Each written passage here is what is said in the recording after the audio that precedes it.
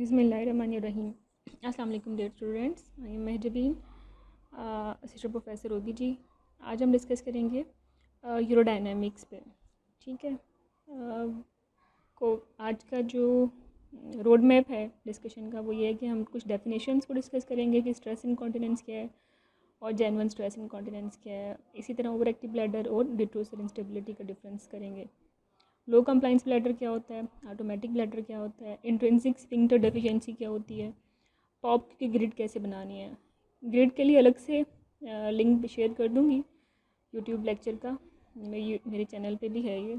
इसके अलावा pathophysiology of major incontinence issues जो हैं उनकी क्या होती है और नाइस की क्या रिकमेंडेशंस हैं, स्टेप वाइज अप्रोच क्या होगी, इन्वेस्टिगेशंस कौन सी हैं बेसिक और स्पेशल, और उनको कब कब मांगना है, और जो यूरोडायनामिक ग्राफ है उनको कैसे इंटरप्रेट करना है। ठीक है, ये सारे कंपोनेंट्स ही बहुत इंपॉर्टेंट हैं एमसीक्यूज़ थ्योरी के लिए, ओस्की के लिए और आपके वाइवा के लिए। सो जो लेक्चर होगा वो इंटीग्रेटेड होगा। Sometime I will be telling about कि एमसीक्यूज़ इस तरह से आए हुए हैं इसके, sometime I will be telling about के ओस्की स्टेशंस कैसे आए हुए हैं, और कुछ वाइवा क्वेश्चंस भी साथ के साथ ही हो जाएंगे। सबसे पहले कुछ डेफिनेशंस कर लेते हैं। डेफिनेशन जो हैं, फ्रीक्वेंसी किसको कहते हैं। ठीक है, डे टाइम फ्रीक्वेंसी वो होती है जिसमें पेशेंट को 6 टाइम से ज़्यादा वॉशरूम जाना पड़े वॉइडिंग के लिए, ठीक है, यूरिनेट करने के लिए। अगर इससे कम है तो फिर वो इंक्रीज फ्रीक्वेंसी नहीं है। अर्जेंसी वो होती है जिसमें पेशेंट को सडन एंड कंपेलिंग डिज़ायर होती है to pass urine and which is difficult to defer. Urgency के ग्रेड्स होते हैं, ठीक है, और सवेयर जो सबसे सवेयर ग्रेड है वो ये होता है कि अर्जेंसी के साथ पेशेंट को लीक भी हो जाता है, मतलब the moment she feel that she has to go washroom to pass urine, उसी वक्त ही उसको जो है इनकॉन्टिनेंस हो जाती है। ठीक है, अच्छा, नक्चर्नल एन्यूरिसिस क्या होता है, बेड वेटिंग ड्यूरिंग स्लीप, बच्चों में देखा जाता है या ओल्डर एज में। नक्चूरिया क्या होता है, नक्चूरिया होता है जब पेशेंट को रात के वक्त नींद से उठना पड़े एक दफ़ा से ज़्यादा यूरिन पास करने के लिए। एक दफ़ा तक छूट है, लेकिन एक दफ़ा से ज़्यादा है तो फिर हम कहेंगे कि इंक्रीज़ फ्रीक्वेंसी या नक्चूरिया।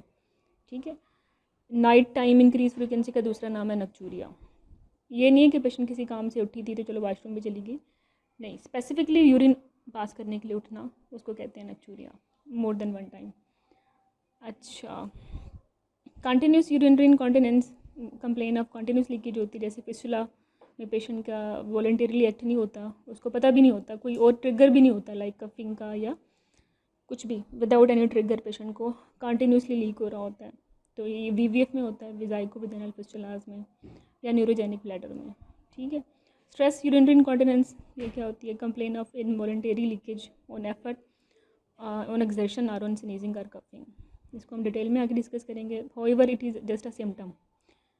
Stress urinary incontinence is a symptom. आप क्लिनिकली चेक कर सकते हो पेशेंट को, अगर कफ करने पे वल्सल्वा मैनोवर पे यूरिन लीक कर रही है, सफिशेंटली रीजनेबली ब्लैडर फुल है, तो हम कहेंगे कि स्ट्रेस इनकॉन्टिनेंस है।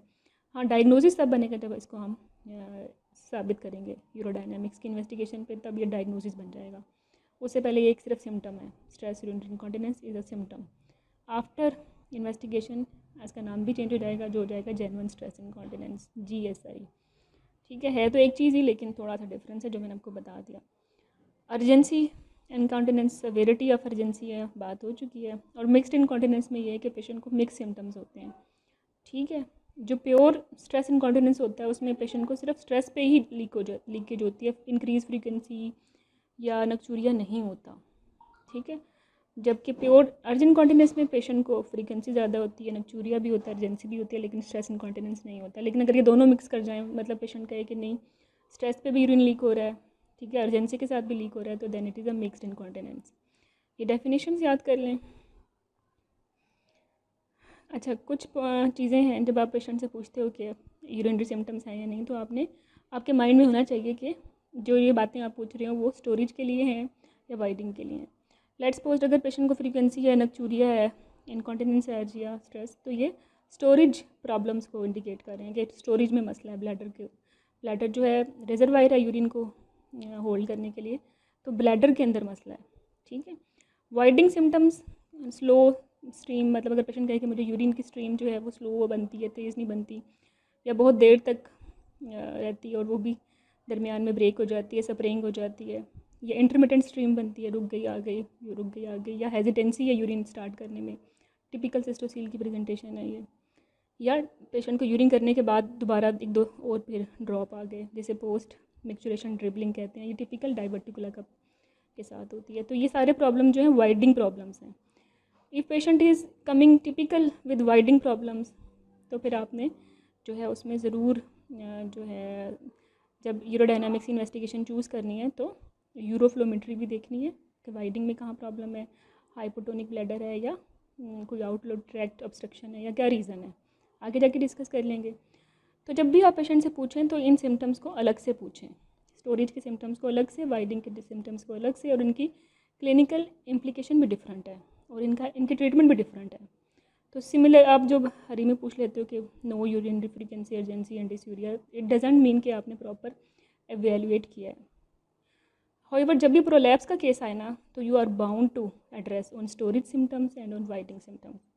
ठीक है, लेट्स सपोज अगर पेशेंट में वाइडिंग सिम्टम्स आ रहे हैं तो फिर आपने ज़रूर पेशेंट एग्जामिनर से मानना है कि मुझे पोस्ट वाइड यूरिन चाहिए, जैसे अब रेजिडल यूरिन कहते हो। ठीक है, प्योर स्ट्रेस इनकॉन्टिनेंस में रेजिडल यूरिन जो है वो नहीं मिलेगा, लेकिन विद सिस्टोसिल मिल सकता है आपको, अर्जेंट कॉन्टिनेंस में मिल सकता है। न्यूरोजेनिक ब्लैडर में स्पेसिफिकली रेजिडल यूरिन बहुत ज़्यादा मिलेगा। ठीक है, वैसे ही 50 ml तक होता है नॉर्मल, लेकिन न्यूरोजेनिक ब्लैडर में या ऑटोमेटिक ब्लैडर में, मैं इसको बोलती हूँ थैला ब्लैडर, थैला से मुराद दिया कि भरता ही जाता है, भरता ही जाता है, क्योंकि सेंसेशन तो इंटैक्ट नहीं होती उसकी। तो जब तक वो प्रॉपर कैपेसिटी में नहीं भर जाता वो भरता रहेगा, और फिर उसके बाद जब एक ख़ास लिमिट अचीव हो जाएगी तो फिर वो स्मॉल अमाउंट में लीक करने लग जाएगा। ठीक है, इसमें रेजिडुअल यूरिन टिपिकली ज़्यादा मिलेगा आपको। अच्छा, स्ट्रेस इनकॉन्टिनेंस क्या होती है? स्ट्रेस इनकॉन्टिनेंस वही involuntarily loss of urine at exertion. ठीक है, इसकी एनेटमी याद कर लें, देख लें एक दफ़ा। दिस इज़, ये देखिए ब्लैडर है। ठीक है, ये ब्लैडर की नेक है, यहाँ क्या पड़े हुए हैं, ब्लैडर नेक स्फिंक्टर है जिसे हम कहते हैं एक्सटर्नल स्फिंक्टर। मर्दों मेल्स में यहाँ इंटरनल स्फिंक्टर होता है। ठीक है, और यहाँ होता है एक्सटर्नल स्फिंक्टर, और इन दोनों के दरमियान में प्रोस्टेट होता है। लेकिन फीमेल में जो इंटरनल स्फिंक्टर है वो यूरेथ्रल मसल्स को ही कहते हैं एक्चुअली इंटरनल स्फिंक्टर। कोई मतलब एनाटमिकली कोई रिकग्नाइज्ड स्ट्रक्चर नहीं होता इंटरनल स्फिंक्टर। ठीक है, तो ये एक्चुअली यूरेथ्रल मसल्स ही हैं जो कि बिहेव करते हैं लाइक स्फिंक्टर। जो फीमेल्स में होता है ये टिपिकल जो प्रॉब्लम मेन स्फिंक्टर है वो एक्सटर्नल स्फिंक्टर होता है, एक्सटर्नल यूरेथ्रल स्फिंक्टर, और वो इधर पड़ा होता है ये। ठीक है, ये है एक्सटर्नल। और कुछ लिगामेंट्स होते हैं जो इसको सपोर्ट कर रहे होते हैं। ये स्फिंक्टर अपनी जगह पे रहे, प्यूबो यूरेथ्रल एंड प्यूबो वेसिकल लिगामेंट्स होते हैं जो कि इसको इसी की जगह पे बांध के रखते हैं। आगे ये प्यूबिक सिम्फिसिस से जुड़े होते हैं और पीछे ये ब्लैडर नेक से। अगर ड्यू टू एनी रीज़न, अगर चाइल्ड बर्थ ड्रामा कुछ भी हो गया तो ये स्फिंक्टर डैमेज हो गए, या ये जो मसल्स हैं लिवाटर नाई के जो कि इसको अपनी जगह पे रख रहे हैं वो डैमेज हो गए, तो फिर एक्सटर्नल स्फिंक्टर अपनी जगह से नीचे आ जाएगा और स्ट्रेस इनकॉन्टिनेंस हो सकती है। तो इसके कहने का मकसद ये है कि स्ट्रेस इनकॉन्टिनेंस के जो रिस्क फैक्टर्स हैं वो सेम पीवी यूवी प्रोलैप्स वाले ही होते हैं। ठीक है, और स्ट्रेस इनकॉन्टिनेंस सिस्टोसिल के साथ अक्सर देखा जाता है, इसलिए जब भी पेशेंट स्ट्रेस इनकॉन्टिनेंस के साथ आए तो आप एग्जामिनेशन करें और प्रोलैप्स को ढूंढें। ठीक है, cystocele is a kind of prolapse. ठीक है, अगर सिस्टोसिल भी है और पेशेंट को स्ट्रेस इनकॉन्टिनेंस भी है तो मोड ऑफ ट्रीटमेंट जो है वो एक ही है, वो है Burch colposuspension. Otherwise pure stress incontinence में एक ही ट्रीटमेंट है डेफिनेटिव, और वो है टीवीटी। ठीक है, चलिए आगे चलते हैं। ये देखें स्ट्रेस इनकॉन्टिनेंस की एनाटमी मैंने कोशिश किया बनाने की। ये एब्डोमिनल कैविटी है पूरी। ठीक है, ब्लैडर भी इसका पार्ट है, एब्डोमिनल कैविटी का, और स्फिंक्टर भी। इसलिए जब भी प्रेशर ज़्यादा होगा तो इक्वली ज़्यादा होगा ना ब्लैडर पे भी और स्फिंक्टर पे भी, तो यूरिन लीक नहीं होगा। अगर लिंगामेंट वीक हो गए, मसल वीक हो गए, तो ये जो है बाहर आ गया। ठीक है, एब्डोमिनल कैविटी से बाहर आ गया। अब प्रेशर सिर्फ ब्लैडर पे पड़ रहा है, लेकिन यहाँ स्फिंक्टर पे नहीं पड़ रहा। स्फिंक्टर का जो प्रेशर है वो कम हो गया, इसका ज़्यादा हो गया। इसलिए जैसे ही कोई स्नीजिंग होगी, कफिंग होगी, पेशेंट एक्सर्ट करेगी, वल्सल्वा मैनोवर करेगी, तो जो ज़्यादा प्रेशर है वो कम प्रेशर की तरफ आएगा ना, तो पेशेंट को स्ट्रेस इनकॉन्टिनेंस हो जाएगी। तो ये इसकी रीज़न है। जबकि इंट्रिंसिक स्फिंक्टर डेफिशिएंसी में क्या होगा, उसमें पेशेंट का जो एक्सटर्नल स्फिंक्टर है वो अपनी जगह पे ही होगा, लेकिन जो मसल्स हैं यूरेथ्रा के वो वीक हो जाएंगे due to weak tissue, collagen या एस्ट्रोजन अच्छा नहीं है जैसे पोस्ट मेनोपॉजल पेशेंट में, तो वो कोलेजन नहीं बनेंगे फाइबर्स, तो वो जो है स्ट्रेस इनकॉन्टिनेंस हो सकती है। लेकिन जो मोस्ट कॉमन स्ट्रेस इनकॉन्टिनेंस की काज है वो एक्सटर्नल यूरेथ्रल स्फिंक्टर का डैमेज होना ही है, जो कि सिस्टोसील के साथ देखा जाता है अक्सर। प्योर इंटरनल स्फिंक्टर डेफिशिएंसी जो है कमी मिलती है। ठीक है, अच्छा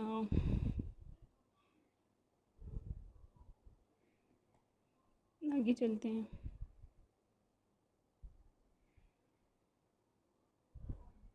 ये देखिए एनाटमी है, यहाँ वही जो हमने बात की कि ये स्फिंक्टर्स थे, ठीक है, और ये लिगामेंट्स इसको सपोर्ट भी कर रहे हैं, ये लिगामेंट्स हैं, ये ब्लैडर है, ये एंटीरियर वजाइनल वॉल है, यहाँ से सिस्टोसील होगी तो वो स्फिंक्टर भी नीचे आ गया और यूरिन जो है वो लीक हो जाता है। ठीक है, एक्सटर्नल यूरेथ्रल स्फिंक्टर को दिखा रहे हैं। अच्छा, ये कैसे करेक्ट कर सकते हैं हम सर्जरी के साथ? हम यहाँ से स्लिंग लेके आएंगे और वो जो नीचे गया था स्फिंक्टर उसको ऊपर ले आएंगे। ये हम टीवीटी से भी कर सकते हैं। ठीक है, ओके। पैथोफिजियोलॉजी क्या है स्ट्रेस इनकॉन्टिनेंस की? एक तो फेलियर ऑफ सपोर्टिंग स्ट्रक्चर्स है जैसे प्यूबोयूरेथ्रल एंड प्यूबोवेसिकल लिगामेंट्स, या failure of intrinsic sphincter mechanism में बात हो चुकी है जिसको इंट्रिंसिक स्फिंक्टर डेफिशिएंसी कहते हैं। ठीक है, इंट्रिंसिक स्फिंक्टर डेफिशिएंसी मतलब यूरेथ्रा के स्फिंक्टर्स ख़राब हो गए हैं। और इंट्रिंसिक स्फिंक्टर डेफिशिएंसी को एक्सट्रिंसिक स्फिंक्टर से डिफ्रेंशिएट करने के लिए आपको मल्टी चैनल सिस्टोमेट्री करानी पड़ती है। ठीक है, अगर उसमें जो प्रेशर है वो लेस देन 25 है सेंटीमीटर ऑफ वाटर, तो ये इंट्रिंसिक स्फिंक्टर डेफिशिएंसी में होता है। हम आगे जाके देखेंगे। ठीक है, बाकी पैथोफिजियोलॉजी सारी हम डिस्कस कर चुके हैं। ये देखें इंट्रिंसिक स्फिंक्टर की बात हुई है। ये तो एक तो ये था यूरेथ्रा का जो स्फिंक्टर था वो हाइपरमोबाइल हो गया, नीचे आ गया। ठीक है, दूसरे में क्या था, ये जो मसल्स थे जो कॉन्ट्रैक्ट कर रहे थे वो वीक हो गए, अब यहाँ रास्ता बन गया इंट्रिंसिक स्फिंक्टर डेफिशिएंसी। अगेन मैं रिपीट कर रही हूँ, प्योर स्फिंक्टर्स नहीं होते इंटरनल स्फिंक्टर्स जैसे कि मेल में होते हैं, फीमेल में। हम जो यूरेथ्रा के जो मसल्स होते हैं उन्हीं को रेप्लिकेट करते हैं कि भाई ये एज ए इंट्रिंसिक स्फिंक्टर जो है ना बिहेव कर रहे हैं। ठीक है, मसल्स अच्छे होंगे तो वो होल्ड करेंगे यूरिन को। रिस्क फैक्टर्स क्या हैं स्ट्रेस यूरिनरी इनकॉन्टिनेंस के? ये बहुत इंपॉर्टेंट है क्योंकि एग्ज़ाम में सभी आ जाते हैं, फिर आपको डिफ्रेंशिएट नहीं कर पाते। ठीक है, मल्टीपैरिटी है, फोर्सेप डिलीवरी है, पेरिनियल ट्रामा है, लॉन्ग लेबर है, एपिड्यूरल एनाल्जीजिया है, बर्थ वेट है, इंक्रीजिंग एज है, पोस्ट मेनोपॉजल स्टेटस है, ओबेसिटी है, ओबेसिटी में भी इंटरएब्डोमिनल प्रेशर ज़्यादा हो जाता है, कनेक्टिव टिश्यू डिसऑर्डर्स हैं, क्रॉनिक कफ है, या अल्फा एड्रेनर्जिक एंटागोनिस्ट हैं। ये एंटागोनिस्ट क्या करते हैं, ये स्फिंक्टर्स को रिलैक्स कर देते हैं, मतलब वो ओपन हो जाते हैं। जब ओपन हो जाएंगे तो वो अगेन जैसे ही प्रेशर ज़्यादा होगा तो वो यूरिन लीक हो जाएगा। ठीक है, या फिर एस इनहिबिटर्स के साथ भी स्ट्रेस इनकॉन्टिनेंस हो जाती है। एस इनहिबिटर्स के साथ इस तरह हो जाती है कि एस इनहिबिटर्स का साइड इफेक्ट है ड्राई कफ, तो पेशेंट कफ करता रहता है, तो कफ की वजह से इंटरएब्डोमिनल प्रेशर ज़्यादा हो जाता है। तो जो मोस्ट कॉमन और सिग्निफिकेंट रिस्क फैक्टर्स हैं स्ट्रेस इनकॉन्टिनेंस के वो क्या हैं? वो है फोर्सेप डिलीवरी और लॉन्ग लेबर। लॉन्ग लेबर में भी सेकंड स्टेज ऑफ लेबर। ठीक है, डायरेक्ट ट्रामा भी करती है लिबर्टर नाई का लिगामेंट का, इसके अलावा नर्व को भी डैमेज करती है, पेडेंटल नर्व को भी डैमेज करती है। पेडेंटल नर्व डैमेज हो जाएगी तो क्या हो जाएगा, स्फिंक्टर्स का होल्ड ख़त्म हो जाएगा अगेन। अच्छा,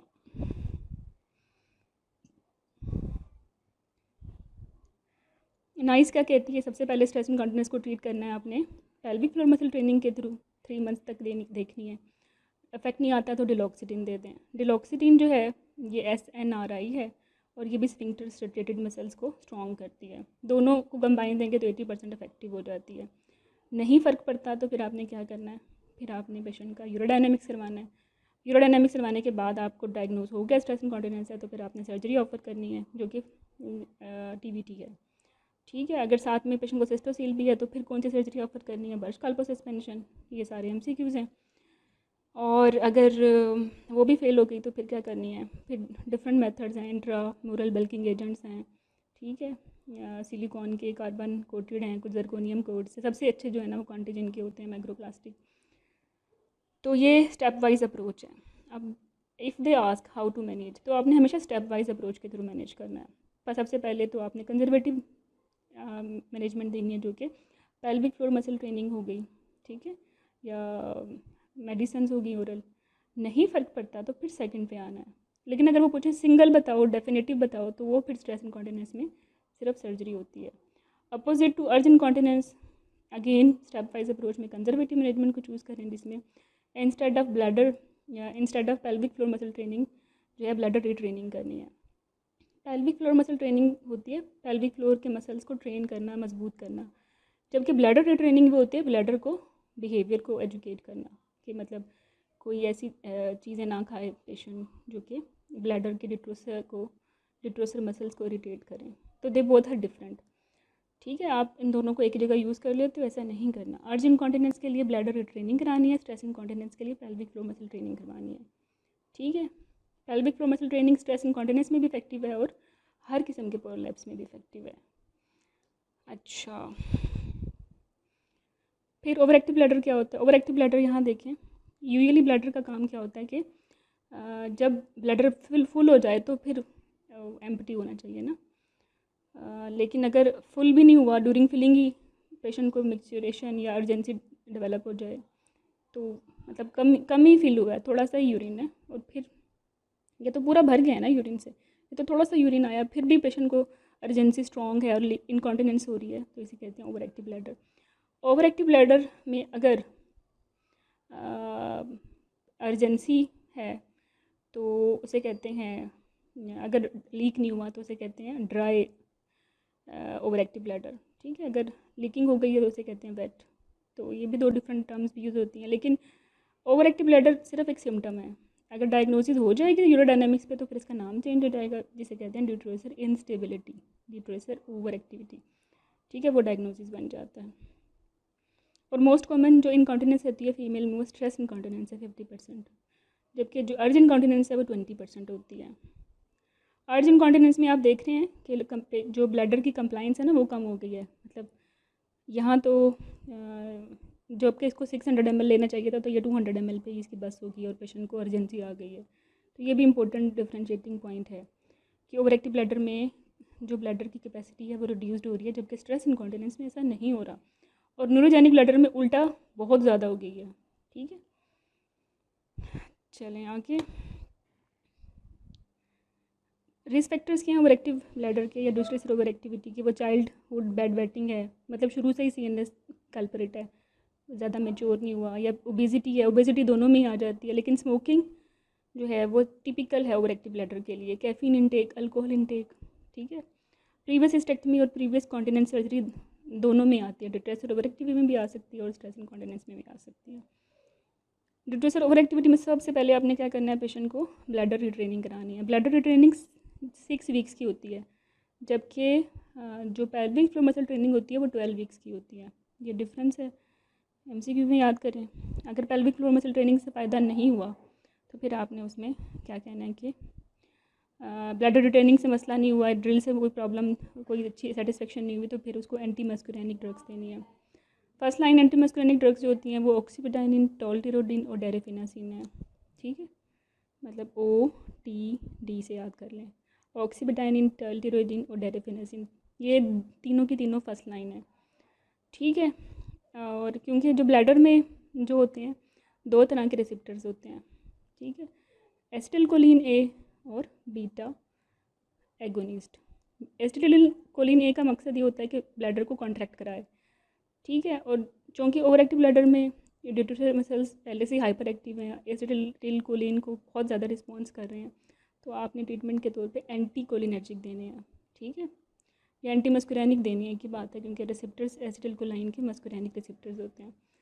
ब्लैडर में टिपिकली M3 रिसेप्टर्स होते हैं, तो अगर आपने अवॉइड करना है कि ब्लैडर कॉन्ट्रैक्ट ना करे, तो आप एसिटिलकोलिन की जो है वो अपोजिट मेडिसिन दोगे जो एंटी होगी, ठीक है। तो वो है कौन सी हैं, ऑक्सीबिटाइनिन, टोल्टिरोडिन और डेरेफिनासिन। दूसरा रूट B3 का है, B3 रिसेप्टर्स भी होते हैं। ये क्या करते हैं कि ब्लैडर को रिलैक्स कराते हैं, ठीक है। मतलब रिटेंशन ऑफ यूरिन करते हैं। तो ये भी दे सकते हैं। एक ही मकसद तो एक ही है ना कि यूरिन होल्ड हो ब्लैडर में। मायरा बैगरून इसका नाम है। ठीक है, चलें। अगर ये सब चीज़ें इफेक्टिव नहीं है, मेडिसिन से भी फ़र्क नहीं पड़ रहा अर्जिन कॉन्टिनेंस में, तो फिर आप सैक्रल बोचुलिनम टॉक्सिन देंगे। बोचुलिन टॉक्सिन जो है इन्वेजिव प्रोसीजर है और उसमें सेल्फ कैथेटर करना पड़ता है, पेशेंट को सेल्फ कैथेटराइजेशन करनी पड़ती है। अगर पेशेंट विलिंग नहीं है सेल्फ कैथेटराइजेशन के लिए, तो फिर या बहुत ही मिनिमल इन्वेजिव प्रोसीजर चाहती है, तो फिर आपने सैक्रल न्यूरोमॉड्यूलेशन ऑफर करनी है। अच्छा, वो भी नहीं कर सकते तो फिर आपने PTNS करनी है। PTNS मतलब परकुटेनियस टिबियल नर्व स्टिमुलेशन। ये एक डिवाइसेस होती हैं जो कि न्यूरोजेनिक पाथवे को मॉडिफाई कर देती हैं, मतलब वो इन्फॉर्मेशन ही नहीं पहुंचने देती डिड्यूसर मसल्स के पास कि वो रिएक्ट करें। ठीक है, अगर कुछ भी नहीं होता तो फिर आप फाइनली क्या करेंगे, CLM प्लास्टिक कर देंगे या डिड्यूसर मसल्स को प्लास्टिक कर देंगे या निकाल देंगे या फिर डाइवर्शन कर देंगे। ठीक है, लेकिन उसमें फिर पेशेंट को बताना पड़ेगा कि वो सेल्फ कैथेटराइज उसको कराना पड़ेगा। ठीक है, अगर वो सेल्फ कैथेटराइज नहीं होना चाहती है तो फिर डाइवर्जन करते हैं। सेल्फ कैथेटराइजेशन कर सकती है तो फिर क्या करेंगे, सिस्टोप्लास्टी कर देंगे। ये इनकी स्टेप वाइज अप्रोच थी। अच्छा, मायरा बैगरून क्या होती है, ये सेकेंड लाइन ड्रग है स्ट्रेस अर्जिन कॉन्टिनेंस के लिए आफ्टर OTD, ऑक्सीबेटाइनिन और टोल्टेरोडिन और डेरेफिनेसिन। ये इसके फ़ायदे ये हैं कि जो पेशेंट ओल्ड एज में आएंगी उसमें हम फिर फर्स्ट लाइन नहीं देंगे, क्योंकि एंटी मस्कुलिनिक साइड इफ़ेक्ट्स में ड्राई माउथ और कॉन्स्टिपेशन, ये चीज़ें वो पेशेंट बर्दाश्त नहीं कर सकते due to their old age. तो फिर उसमें जो सेकंड लाइन है मायरा बैगरून वो फर्स्ट लाइन बन जाएगी। ठीक है, इसका मैकेनिज्म ऑफ एक्शन पूछ लेते हैं। ये क्या है mirabegron, B3 adreno receptor agonist है, एंटागोनिस्ट नहीं है। इसको रिवाइज कर लेते हैं जो अभी तक पढ़ा है। ठीक है, पेशेंट आई है यूरिनरी सिम्टम्स के साथ, हिस्ट्री ले लें, एग्जामिनेशन कर लें और UTI को रूल आउट कर लें। UTI रूल आउट कर लिया आपने और डायग्नोसिस बन गया स्ट्रेस इनकॉन्टिनेंस का, तो पेल्विक फ्लोर मसल ट्रेनिंग करवा लें। इफेक्टिव है तो ठीक है, नहीं इफेक्टिव तो फिर यूरोडायनामिक टेस्टिंग कराएं और उसके बाद उसको सर्जरी ऑफर कर दें। इसी तरह दूसरी तरफ आ जाएं, यहाँ इस साइड पे आ जाएं। अगर डायग्नोसिस बनता है ओवर एक्टिव ब्लैडर का तो फर्स्ट लाइन में उसको ब्लैडर की ट्रेनिंग करवाएं 6 वीक्स के लिए। इफेक्टिव है तो ठीक है, नहीं है तो एंटीकोलिनर्जिक ऐड कर दें। ठीक है, इफेक्टिव है तो ठीक है, नहीं है तो फिर यूरोडायनामिक टेस्टिंग कराएं और फिर फर्दर स्टेप वाइज अप्रोच के। ठीक है, और तो फिर आप जो है ऐसे इसको देख लेंगे। यूरोडायनामिक टेस्टिंग के बाद आप चूँकि पहले कर चुके हो स्टेप वाइज अप्रोच में ब्लैडर रिट्रेनिंग और एंटीकोलिनर्जिक का ट्रायल, तो अब आपके पास 2 ऑप्शंस हैं, या तो आपने बोचुलिनम टॉक्सिन देनी है या फिर सैक्रल न्यूरोमॉड्यूलेशन देनी है। बोचुलिनम टॉक्सिन उस पेशेंट में ऑफर करनी है जो कि सेल्फ कैथेटराइज कर सकती है, मतलब जब भी यूरिन पास करना हो तो ब्लड फोलीज डाल के आउट करेगी। अगर नहीं कर सकती तो फिर इसको न्यूरोमॉड्यूलेशन की तरफ जाना है। ठीक है, न्यूरोमॉड्यूलेशन भी फेल हो गई है, फिर दोबारा इवेल्युएट करें उसको। अब उससे पूछना है कि अगेन अगर वो कर सकती है सेल्फ कैथेटराइजेशन तो उसको सिस्टोप्लास्टी कर दें। अगर नहीं कर सकती तो फिर आपने क्या करना है, डाइवर्जन करनी है, मतलब उसको गट के साथ जोड़ दें यूरेटर को, ताकि यूरिन जो है स्टूल के थ्रू ही आउट होता रहे। ये पूरी स्टेप वाइज अप्रोच आपने ऐसे ही याद करनी है। ठीक है, की पॉइंट सारे के सारे वही हैं। इसमें इन्होंने बोला हुआ कि urodynamic assessment should be done for women who fail to respond to anticholinergic medication. ठीक है, या स्ट्रेस इनकॉन्टिनेंस में उसमें करनी है जिसमें सर्जरी करनी है, उससे पहले नहीं करनी। ठीक है, उससे पहले आपने स्टेप वाइज अप्रोच में जो भी आपकी फर्स्ट लाइन ट्रीटमेंट्स हैं वो ऑफ़र करनी है। अगर इफेक्टिव नहीं है तब यूरोडायनामिक पे आना है। डिफरेंसेस क्या हैं ओवर एक्टिव ब्लैडर में या स्ट्रेस इनकॉन्टिनेंस में? सबसे जो मेन डिफरेंस है ना वो ये देखें कि अर्जेंसी जो है वो ओवर एक्टिव ब्लैडर का प्रॉब्लम है, स्ट्रेस इनकॉन्टिनेंस का प्रॉब्लम नहीं है, ना ही फ्रीक्वेंसी स्ट्रेस इनकॉन्टिनेंस का प्रॉब्लम है। ठीक है, लीकिंग ड्यूरिंग फिजिकल एक्टिविटी हो रही है तो ये स्ट्रेस इनकॉन्टिनेंस का प्रॉब्लम है। अगर अमाउंट कम रिलीज़ हो रही है, स्मॉल है, तो ये स्ट्रेस इनकॉन्टिनेंस के साथ है, जबकि लार्ज है तो फिर वो ओवर एक्टिव ब्लैडर के साथ है। ये MCQ है आपका और ये वाइवा क्वेश्चन है। ठीक है, और large amount of urine over active bladder में ही होगा। ठीक है, आप पेशेंट से पूछोगे कि कितना यूरिन आउट होता है अर्जेंसी के साथ, अगर वो कहे कि पूरी वेट हो जाती है, पैड यूज़ करना पड़ता है, तो फिर इसका मतलब ये है कि ओवर एक्टिव ब्लैडर है। ठीक है, ये इसके मेजर डिफरेंसेस हैं। बाकी इन्वेस्टिगेशंस में जो जनरल आउट पेशेंट इन्वेस्टिगेशन हम करवा सकते हैं, वो आपने सबसे पहले कोई भी इनकॉन्टिनेंस हो तो आपने यूटीआई रूल आउट करना है, ठीक है। और फिर ब्लैडर डायरी की तरफ आ जाएं। बेसिक यूरोडायनेमिक्स टेस्ट जो होते हैं वो यूरोफ्लोमेट्री और सिस्टोमेट्री होती है, ठीक है। स्पेशलाइज्ड में जो है ना वीडियो सिस्टो यूरेथ्रोग्राफी आता है, बेसिक में भी आता है और स्पेशलाइज्ड में भी आता है, तो आप इसको स्पेशलाइज्ड में ही रखिए। और बाकी जितनी भी हैं अल्ट्रासाउंड और ये सारी की सारी, इनको करने की ज़रूरत नहीं है, ये बहुत एडवांस सेंटर्स में होती हैं, बट पता होना चाहिए। जैसे कि ये अल्ट्रासाउंड कब करना है, अल्ट्रासाउंड पोस्ट वाइड यूरिन के लिए करवाना होता है, ठीक है। सिस्टोलिथ्रोग्राफी अगर आप फिस्टुलाज हो छोटे मोटे उनके लिए, ठीक है। IVU भी फिस्टुला यूरेटर की फिस्टुला के लिए होता है। इलेक्ट्रोमायोग्राफी तब करवाना होता है जब पेशेंट में pelvic floor muscle training fail हो रही हो और आपने सुपरवाइज्ड करवानी हो, ठीक है, तो मसल्स की न्यूरोपैथी के लिए इलेक्ट्रोमायोग्राफी हो जाती है, ठीक है। और एम्बुलेटरी यूरोडायनेमिक्स तब करवाते हैं जब डायग्नोसिस ना बन रहा हो, फाइनली बन ही ना रहा हो, तो फंक्शनल इश्यूज़ देखने के लिए कि नॉर्मल रूटीन में पेशेंट को विदाउट मॉडिफिकेशन क्या ब्लडर बिहेवियर है, तो एम्बुलेटरी यूरोडायनेमिक्स भी अवेलेबल है उनके लिए। सबसे पहले जो इनकॉन्टिनेंस की इन्वेस्टिगेशन है वो यूटीआई रूल आउट करना है, उसके लिए आपने डिपस्टिक कराना है। डिपस्टिक अगर पेशेंट में सिम्टम्स भी हैं यूटीआई के, डिपस्टिक पे भी प्रॉब्लम है, तो आपने आंखें बंद करके ट्रीटमेंट ऑफर कर देनी है, और जब कल्चर आएगा तो उसके मुताबिक चेंज कर लें। लेकिन अगर पेशेंट में सिम्टम्स हैं और डिपस्टिक पे सब चीज़ें ठीक हैं, तो आपने कंसीडर करनी है एंटीबायोटिक, ठीक है। इंडिविजुअलाइज़ करें, कंसीडर से मरा दिया कि रिकमेंडेड नहीं है, but you have to individualise it, और कल्चर का वेट कर लें। कल्चर आ जाएगा तो उसके मुताबिक एंटीबायोटिक चेंज कर लें। अगर सिम्टम्स ही नहीं है लेकिन यूटीआई डिपस्टिक पे है, तो फिर आपने MSU भेजना है, मिड स्ट्रीम भेजना है, और कल्चर पे जो एंटीबायोटिक रिकमेंडेड है वो स्टार्ट करनी है, लेकिन आफ्टर रिपोर्ट, पहले नहीं स्टार्ट करनी। सिम्टम वाले पेशेंट में हमने पहले ही स्टार्ट कर दी थी। अगर पेशेंट में सिम्टम भी नहीं है और डिपस्टिक भी ठीक है तो फिर छोड़ दें उसको यूटीआई नहीं है। ब्लडर डायरी क्या होती है ये देख लें। ब्लडर डायरी जो है वो बता देती है ऑब्जेक्टिव सिम्टम्स जो है पेशेंट के, उनको ऑब्जेक्टिवली बता देती है कि कितनी फ्रीक्वेंसी है, कितनी ग्रेड की अर्जेंसी है, कितनी दफ़ा लीक हो रहा है, कितना पानी पी रही है। ये यूनिट 3 डेज़ की करती हैं। और इसके अलावा जो इसका एडेड बेनिफिट है वो ये फंक्शनल ब्लैडर कैपेसिटी पे भी कमेंट कर सकती है। ये अर्ज स्कोरिंग है, इसका स्क्रीनशॉट ले लें कि ये 0 से 4 तक होते हैं, और जो लास्ट है उसमें पेशेंट को अर्जेंसी के साथ लीक ही हो जाता है। ये जो था ब्लैडर यूरोफ्लोमीटर की, हम आगे नेक्स्ट लेक्चर में करते हैं। ये यूरोफ्लोमीटर की शक्ल देख लें, कमोड बना हुआ है। सब्सट्रैक्टिव सिस्टोमेट्री इसको भी हम इंशाल्लाह आगे करेंगे। भी इंटरप्रिटेशन, ये फीलिंग सिस्टोमेट्री पे ये देख लें कि residual urine less than 50 ml होता है नॉर्मल पेशेंट में। कैपेसिटी नॉर्मल पेशेंट की क्या होती है, जिस पे उसको strong desire to void SDV इससे मुराद है आ जाए, वो मोर देन 400 ml होनी चाहिए, ठीक है। और अगर डिटोसर प्रेशर है फीलिंग में तो वो जितना भी है वो लेस दैन 15 सेंटीमीटर होना चाहिए, प्रोवाइडेड दैट जो वॉल्यूम है, ठीक है। बिस्मिल्लाहिर्रहमानिर्रहीम। अच्छा स्टूडेंट्स, अब यूरोडायनेमिक की बात कर लेते हैं। यूरोडायनेमिक क्या होती हैं? It is basically testing how the bladder and urethra are doing their job in terms of storing and voiding, ठीक है। स्टोरिंग वाइडिंग के हम डिस्कस कर चुके हैं। तो टाइप्स ऑफ सिस्टोमेट्री सिंपल और मल्टी चैनल हैं। सिंपल में से हम सिर्फ स्ट्रेस इनकॉन्टिनेंस और डिटोसर ओवर एक्टिविटी को डिफ्रेंशिएट कर सकते हैं, जबकि मल्टी चैनल से हम न्यूरोजेनिक ब्लैडर को भी डिफ्रेंशिएट कर सकते हैं और इंट्रिंसिक स्फिंक्टर डेफिशिएंसी को भी कर सकते हैं, मतलब ज़्यादा इन्फॉर्मेशन मिल सकती है, ठीक है। प्रोसीजर यही है कि पेशेंट को कहें कि यूरोफ्लोमीटर पे वाइड करके लेट जाए, उसके बाद उसका रेजिडुअल यूरिन देख लें अल्ट्रासाउंड के थ्रू। कैथीटर से भी कर सकते हैं, लेकिन अल्ट्रासाउंड बेहतर है, क्योंकि कैथीटराइजेशन करके देखना कितना यूरिन बचा हुआ है वो थोड़ा इन्वेजिव हो जाता है, ठीक है। कोशिश करें जो भी यूज़ कर रहे हैं टेम्परेचर स्टीराइल नॉर्मल सेलाइन का जो है टेम्परेचर नॉर्मल होना चाहिए, ठीक है।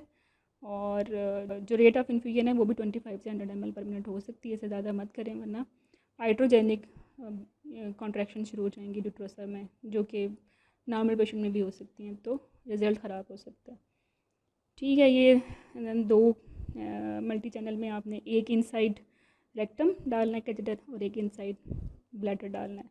रेक्टम वाला बताएगा एब्डोमिनल प्रेशर और वेसिकल वाला बताएगा वेसिकल प्रेशर। डिट्रोसर हम खुद निकाल लेते हैं, ठीक है। वेसिकल में से एब्डोमिनल माइनस कर दें तो डिट्रोसर प्रेशर निकल आता है, ठीक है।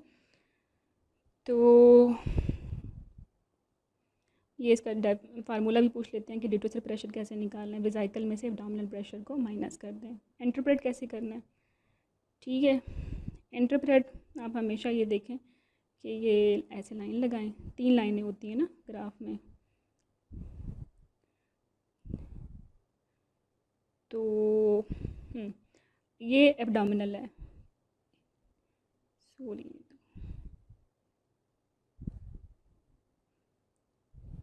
ठीक है, ये एब्डोमिनल है, ठीक है, और ये वेजाइकल प्रेशर है, डिटोसर प्रेशर है, AVD से याद कर लें।